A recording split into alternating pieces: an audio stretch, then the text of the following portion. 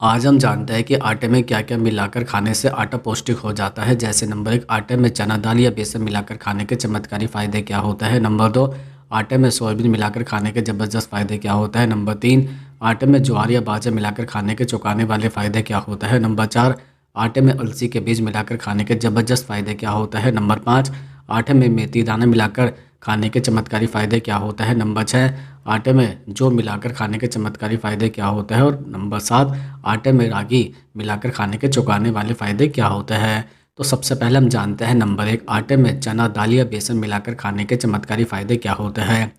दरअसल जब हम रोज़ गेहूं के आटे में थोड़ा सा चना दाल या फिर आटा या फिर बेसन मिला लेते हैं तो साधारण रोटी भी सेहत का खजाना बन जाती है।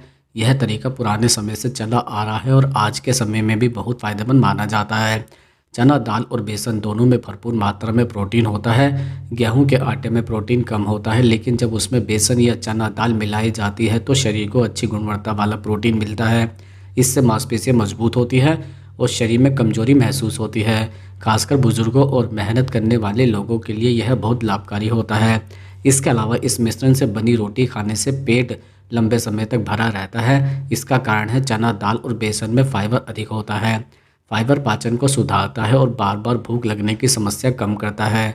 जिन लोगों में कब्ज की समस्या रहती है उनके लिए यह आदत बहुत फायदेमंद हो सकती है। आटे में बेसन या चना दाल मिलाने से ब्लड शुगर को कंट्रोल करने में मदद मिलती है। यह धीरे धीरे पचता है, जिससे शुगर अचानक नहीं बढ़ती है। डायबिटीज़ के मरीज अगर डॉक्टर की सलाह के अनुसार इसका सेवन करें तो उन्हें लाभ मिल सकता है। इसके साथ ही इस तरह की रोटी दिल की सेहत के लिए भी अच्छी मानी जाती है।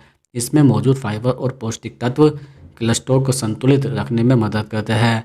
इससे दिल की बीमारियों का खतरा कम हो सकता है। साथ ही इसमें मौजूद आयरन शरीर में खून की कमी को दूर करने में सहायक होता है। इसके अलावा वजन घटाने की कोशिश कर रहे हैं लोगों के लिए भी यह एक अच्छा विकल्प है। प्रोटीन और फाइबर की वजह से कम मात्रा में ही पेट भर जाता है और अनावश्यक खाने से बचाव होता है। इससे वजन को धीरे धीरे नियंत्रित भी किया जा सकता है। चना दाल या बेसन मिलाने से रोटी का स्वाद भी अच्छा हो जाता है और वह नरम बनती है। इसे बनाने के लिए ज़्यादा मेहनत भी नहीं करनी पड़ती। बस 1 किलो गेहूं के आटे में 100 से 200 ग्राम बेसन या पिसी हुई चना दाल मिलाकर अच्छी तरह मिला लें। कुल मिलाकर रोज के आटे में थोड़ा सा बेसन या चना दाल मिलाना एक छोटी सी आदत है, लेकिन इसके फायदे बहुत बड़े हैं। यह शरीर को ताकत देता है, पाचन को सुधारता है, लंबे समय तक स्वस्थ रहने में मदद भी करता है। अब जान लेते हैं नंबर 2, आटा में सोयाबीन मिलाकर खाने के क्या फ़ायदे होते हैं। दरअसल जब रोज के गेहूं के आटे में थोड़ा सा सोयाबीन का आटा मिलाकर रोटी बनाई जाती है तो यह साधारण भोजन से कहीं ज़्यादा ताकतवर देने वाला बन जाता है। सोयाबीन को प्रोटीन का अच्छा सोर्स माना जाता है और इसे आटे में मिलाना सेहत के लिए बहुत फ़ायदेमंद हो सकता है। सोयाबीन में बहुत अधिक मात्रा में प्रोटीन पाया जाता है। यह प्रोटीन शरीर की मांसपेशियों को मजबूत बनाने में मदद करता है।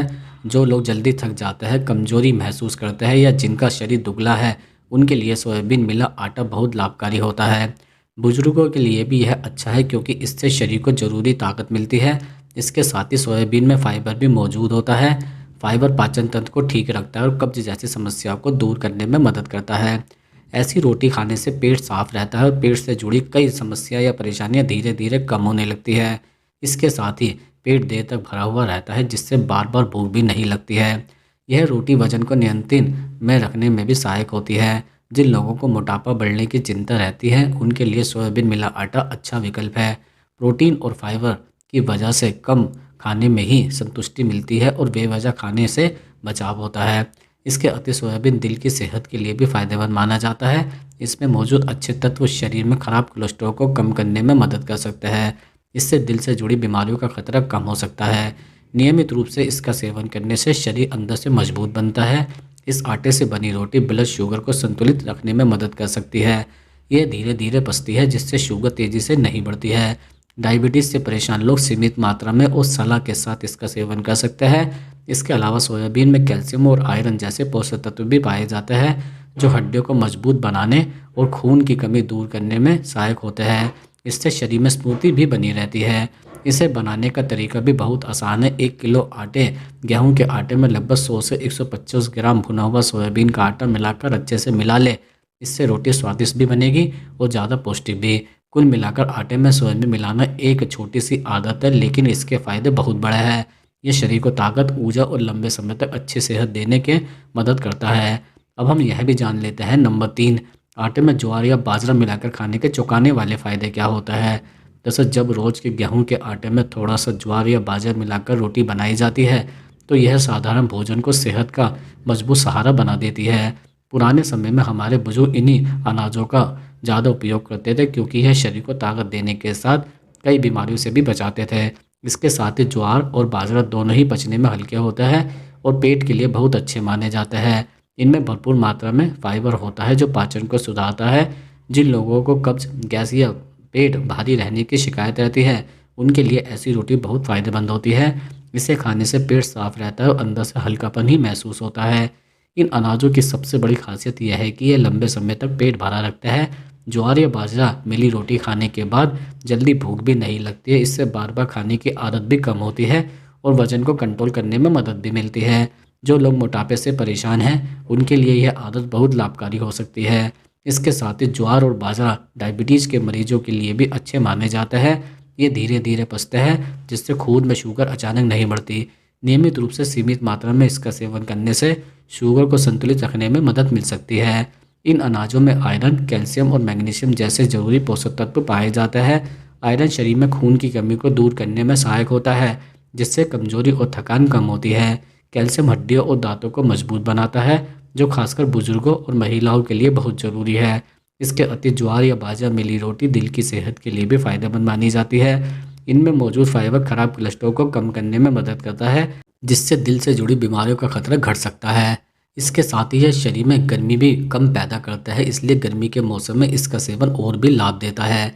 इन अनाजों को आटे में मिलाना बहुत आसान है। 1 किलो गेहूं के आटे में 200 से 300 ग्राम ज्वार या बाजरा का आटा मिलाकर अच्छी तरह मिला लें। इससे रोटी का स्वाद भी अच्छा रहता है और सेहत भी सुधरती है। कुल मिलाकर आटे में ज्वार या बाजरा मिलाकर खाना एक छोटी सी आदत है लेकिन इसके फायदे चौंकाने वाले हैं। यह शरीर को ताकत देता है, पेट को स्वस्थ रखता है और लंबे समय तक अच्छी सेहत बनाए रखने में भी मदद करता है।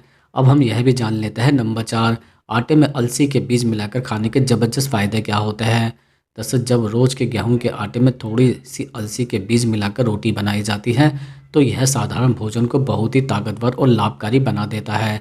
अलसी के छोटे छोटे बीज दिखने में साधारण लगते हैं लेकिन इसके फ़ायदे इतने ज़्यादा है कि इन्हें सेहत का खजाना कहा जा सकता है।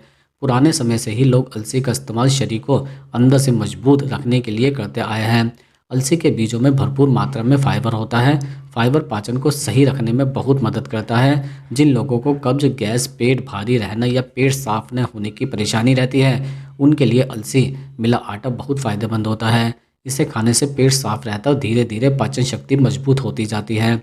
इसके साथ ही अलसी में अच्छे प्रकार के प्राकृतिक तेल पाए जाते हैं जो दिल की सेहत के लिए बहुत ज़रूरी होते हैं। रोज़ अलसी मिली रोटी खाने से शरीर में खराब कोलेस्ट्रॉल कम होने लगता है जिससे दिल पर दबाव कम पड़ता है और हार्ट से जुड़ी समस्याओं का खतरा घट सकता है। यही कारण है कि अलसी को दिल के लिए लाभकारी माना जाता है। वजन को कंट्रोल में रखने के लिए भी अलसी बहुत मददगार है। इसमें मौजूद फाइबर पेट को लंबे समय तक भरा रखता है। इससे बार बार भूख नहीं लगती और बेवजह खाने की आदत कम हो जाती है। जो लोग वजन बढ़ने से परेशान है या वजन घटाना चाहते हैं उनके लिए अलसी मिला आटा एक अच्छा विकल्प है। इसके अतिरिक्त अलसी के बीज ब्लड शुगर को संतुलित रखने में भी सहायक होते हैं। यह धीरे धीरे पचता है जिससे खून में शुगर अचानक नहीं बढ़ती। डायबिटीज़ से परेशान लोग सीमित मात्रा में अलसी का सेवन करें तो इन्हें लाभ भी मिल सकता है। हालांकि किसी भी बदलाव से पहले सलाह लेना हमेशा ठीक रहता है। अलसी शरीर में खून को कम करने में भी मदद करती है। जिन लोगों को जोड़ों में दर्द, घुटनों में दर्द या कमर दर्द रहता है उन्हें अलसी से आराम मिल सकता है। नियमित सेवन से शरीर में जकड़न कम होती है और चलने फिरने में आसानी होती है। इसके अलावा अलसी त्वचा और बालों के लिए भी फायदेमंद मानी जाती है। इससे त्वचा में नमी बनी रहती है और रूखापन कम होता है। बालों की जड़ें मजबूत होती है और झड़ने की समस्या भी कम हो सकती है क्योंकि शरीर को अंदर से पोषण मिलता है। इस आटे में मिलाने का तरीका बहुत आसान है। अलसी के बीजों को हल्का भूनकर पीस ले, फिर 1 किलो गेहूं के आटे में 50 से 100 ग्राम अलसी का पाउडर मिलाकर अच्छे से मिला लें। कुल मिलाकर आटे में अलसी के बीज मिलाकर खाना एक छोटी सी आदत है लेकिन इसके फ़ायदे बहुत ही ज़बरदस्त हैं। यह पेट, दिल, वजन और पूरे शरीर की सेहत को बेहतर बनाने में मदद करता है। हम जान लेते हैं नंबर 6, आटे में जौ मिलाकर खाने के क्या फ़ायदे होते हैं। दरअसल जब रोज के गेहूं के आटे में थोड़ा सा जौ मिलाकर रोटी बनाई जाती है तो यह सामान्य भोजन को बहुत ही सेहतमंद बना देती है। जो एक पुराना और भरोसेमंद अनाज है जिसे हमारे बुजुर्ग शरीर को ठंडक और ताकत देने के लिए इस्तेमाल करते थे। आज के समय में भी इसके फायदे उतने ही जरूरी हैं। जौ में भरपूर मात्रा में फाइबर होता है। फाइबर पेट की सफाई में बहुत मदद करता है। जिन लोगों को कब्ज, गैस, पेट भारी रहना या अपच की समस्या रहती है उनके लिए जौ मिला आटा बहुत फायदेमंद होता है। इसे खाने से पाचन धीरे धीरे सही होने लगता है और पेट हल्का महसूस होता है। इसके साथ ही जौ की रोटी खाने से पेट देर तक भरा रहता है। इसकी वजह से बार बार भूख नहीं लगती है और बेवजह खाने की आदत कम हो जाती है। जो लोग वजन बढ़ने से परेशान है या वजन कम करना चाहते हैं उनके लिए भी जौ मिला आटा बहुत अच्छा विकल्प है। ये बिना कमजोरी लाए वजन को संतुलित रखने में मदद करता है। जो ब्लड प्रेशर को कंट्रोल रखने में भी बहुत सहायक माना जाता है। यह धीरे धीरे पचता है जिससे शुगर अचानक नहीं बढ़ती।